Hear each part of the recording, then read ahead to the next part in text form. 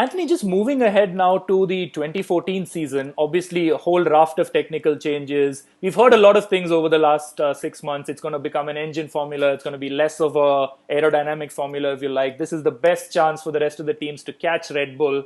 But first up, I know out there in the UK, you've seen a lot of these new generation engines, and you've got your hands firmly on the pulse of what's happening in the F1 world in terms of 2014 and how prepared teams and drivers are. Give us a sense just really of how ready are teams for the 2014 regulations at the moment. That's a very, very good question. How ready are the teams? I think it's impossible to generalise, is what I'd say. I think it will depend literally on which team you picked. I would imagine a team like Red Bull. We shouldn't talk too much about Red Bull, but I imagine they're pretty ready because they've got resource and they're in that luxurious position of being able to control their racing, if you like, at the moment. They're the standard setter, so they can sort of set the agenda, and the way that they allocate resources to 13 versus 14 is something that they're pretty much in control of, whereas other teams are dealing with the question of how the hell do we catch Red Bull this year, and oh my god, next year we've got 2014 as well, so it's a tougher question for the other teams. One thing I think is very apparent is that on the engine side, some manufacturers appear to be readier than others. Now, there's a large amount of smoke and mirrors at the moment because nobody wants to show their hand in terms of exactly what they're doing with the new engines. They're very complicated, as we've seen and as we've reported in our mag. But Renault have been pretty proactive in showing what they've got and given us a first look at how the new hybrid engines will work next year. The basic architecture, actually quite a lot of detail Renault have provided, and so far they're the only manufacturer to have done that. So Mercedes have given a few little hints about where they're at, and Ferrari have got the iron curtain down. There's absolutely nothing coming out of Maranello about their engine technology. Now, that may be because they're in terrible trouble. It may also be because they've got the most advanced engine anyone's ever seen, and it's going to blow everybody away next year. And I wouldn't wish to call it either way, because I think while on the one hand it's quite easy to sort of lampoon Ferrari and say, oh, they're in a bit of a mess, it's all Italian and a bit casino, I think the flip side of that argument is that actually they're one of the most established engine manufacturers anywhere in the world, and they probably know exactly what's going on. And if anyone could pull a fast one with engines, I reckon it might be Ferrari. So they're my sneaky tip for actually having a brilliant engine next year.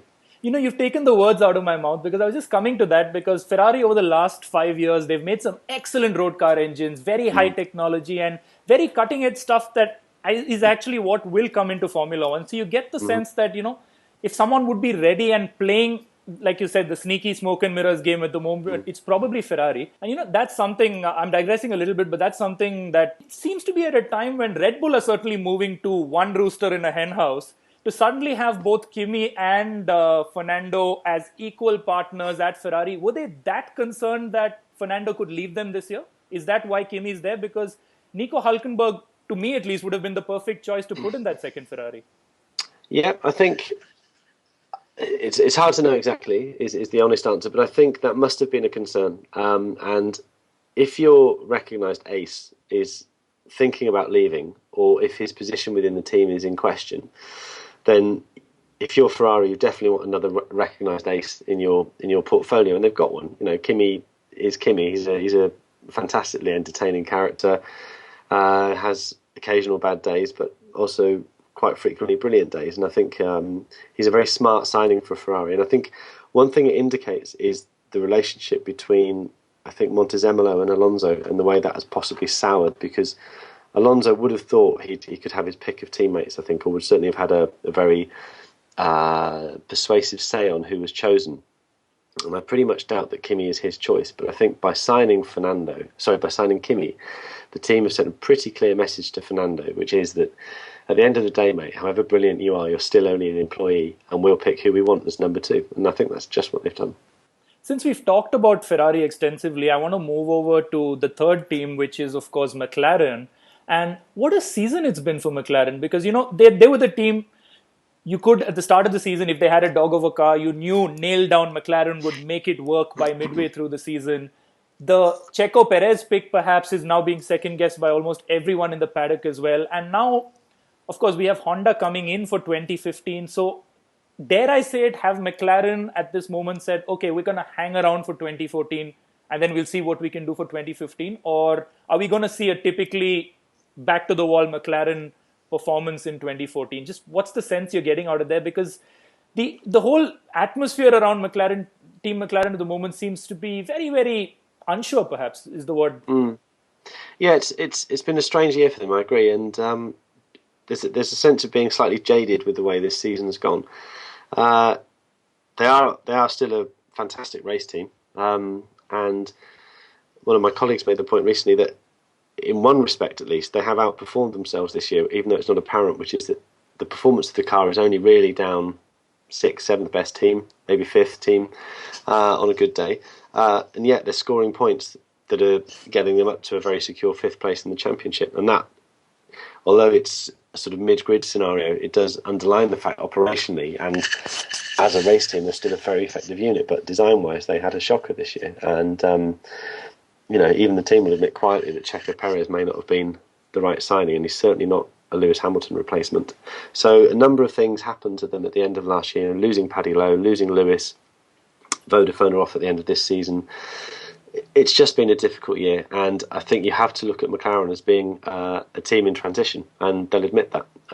They are looking to 2015 as being a reset, and the news recently that Alonso may be going there and that they've signed Peter Prodromou from Red Bull, which is potentially a very significant signing. That shows that there's no lack of ambition there, and they still understand, obviously, because I say they understand what it takes, but they have had a bad year, and there's no getting away from that. And before I move on to Lotus, another topic, because both McLaren and Lotus, why hasn't either of those teams signed Nico Hülkenberg already?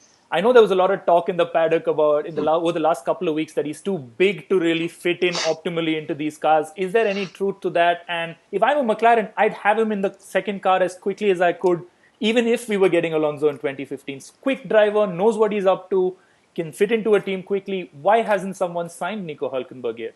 Yeah, I think watch this space is the answer to that one. But you're right. Why? I mean, his talent is now obvious, isn't it? He's now clearly one of those guys who should be in a top team. So, fact, and I just hope it gets nailed pretty soon. I think the size thing is an issue, but as Eric Boulier pointed out recently, he'd rather have a driver who's super talented and maybe the design team have to work a little harder to accommodate him than have a pygmy who's got no talent. So Eric Boulier knows where he stands on that one, and I think maybe that's where we'll see Nico end up fairly soon. And he's already proved to be very entertaining on the track, isn't he? And he's a great guy off it as well. So I think he'd be a big asset for that top table, and I think he's very ready for it. And talking of Eric Boulier and Lotus, we've had some talk recently that long-term financial deal they've been talking about for the last 6 months may be coming through now, so they'll have some cash back on the table. They will probably sign Nico Hülkenberg, as you're saying, but just how badly are they going to miss Allison, and how strong are the design team there? Do you think really that they'll have a car that could, if not be right away and running away with it at the top, are they going to be contending like they have been this season next year? I wouldn't wish to call that. I think losing James is a potentially a big blow, because he's the nearest thing to a sort of Adrian Newey magic bullet, isn't he? So he seems a very competent designer and quite a gifted one of these guys who's if you like, a slight F1 visionary. This idea of understanding a car as a conceptual unit and not just iterating at a design until it gets quicker, but saying, right, hold on, this is the whole machine and this is what we're doing. He's got that Adrian Newey-esque quality about him, and that's something that we've seen with the Lotuses these last 2 years. And if you remember the Lotus in 2010, the side exhaust car, again, it's a very innovative and clever car, even though it didn't quite work in the end.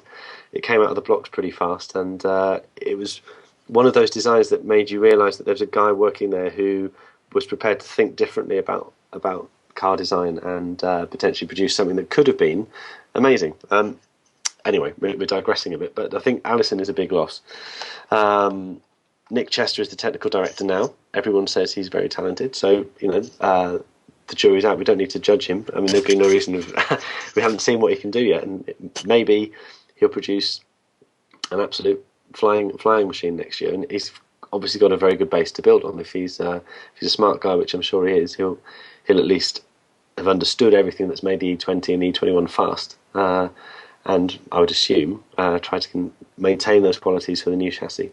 And also now, just based on the last few races, if Nico Hulkenberg signs, that's a driver pairing that's right up there with the best, isn't it? Now, the way Roman's been driving as well. Yeah, that'll be exciting to watch. A good, exciting, feisty team of young guys still with a lot to prove. That'll be a good team to watch, and you could be sure there'll be some good wheel to wheel combat with those two around. Just, I want to talk about Mercedes as well. We almost went through this without mentioning Mercedes, but two great drivers. Paddy Lowe, obviously, in there in whatever role he's in. I've spoken to Toto Wolff through the course of this year. He's another guy who seems to know what he's doing, very clear about what he wants to take the team in the commercial sense. But in all this, there is, of course, Ross Brawn. And over the past couple of weeks, we've had the talk of that perhaps Ross has had enough and he's off to Honda or he's off to McLaren. But is there a sense coming through that this is the year where they've had these good performances, they've worked on it, they're obviously going to be you'd expect them to be very strong with the engine next year as well, that next year's the year Mercedes go all guns blazing, and perhaps even next year is the year that they have to challenge Red Bull and maybe win the championship? I think Mercedes is really interesting, actually. I think it's a really interesting team to talk about. I think that one thing I think about 2014 is that we're going to see three camps of super team emerge, in my view. It's just my opinion, but I think obviously Red Bull, I think Ferrari have put enough in place for them to be a force. Let's hope they do it. And I think Mercedes is the other one. I think you've got these three big teams, heavily funded. They've hoovered up most of the big name designer talent, and they've each got fantastic driver lineups. So between those three, I think they're going to be slugging it out next year with a bit of Lotus peppered in, and maybe McLaren if we're lucky. Now,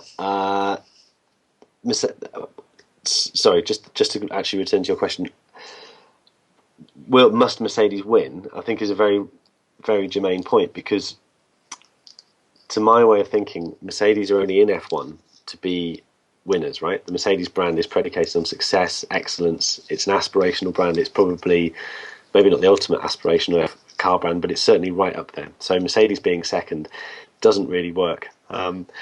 They've done very well this year, and I think Toto and Nicky Lauda and whoever else, Ross, could go back to the board and say, we've had a great year, we've exceeded expectations, we've finished probably second in the World Championship. Well, let's see, second or third in the World Championship. Yeah.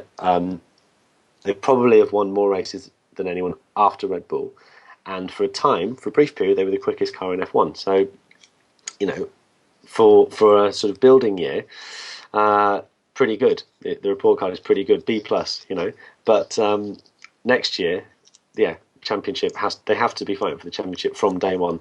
And if they get beaten, every year they don't win, it becomes a harder and harder conversation for a team that's owned by a major manufacturer. And we've seen it time and time again, whether it's BMW, whether it's Honda, Toyota. When they don't win, they pull out. And I think Mercedes is slightly different because their commitment is a very, very long-term one. They have been in the World Championship in two distinct periods. They've been an engine manufacturer for more than 25 years now, almost, unbroken. So I think their commitment is slightly different from some of the what you might call fly-by-night manufacturers. That's a bit disrespectful, but you know what I mean. However, it's a big check that Daimler-Benz has to sign off, and I think if they're not winning and they don't see the return, then it's very easy for them to pull the plug. They just say no at the end of the day, and we've seen it so many times. Now, before I go into the rest of the midfield teams, I just want to pick one team out of there, a team that has a lot of history in Formula One, and a team that I'm sure we all wish was right up there at the sharp end as well. What is happening at Williams?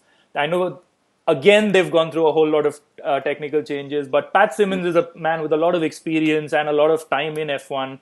So are Williams finally now once again for the nth time on the way back up with the Mercedes engines next year and Pat Symonds in there and then building a team from scratch?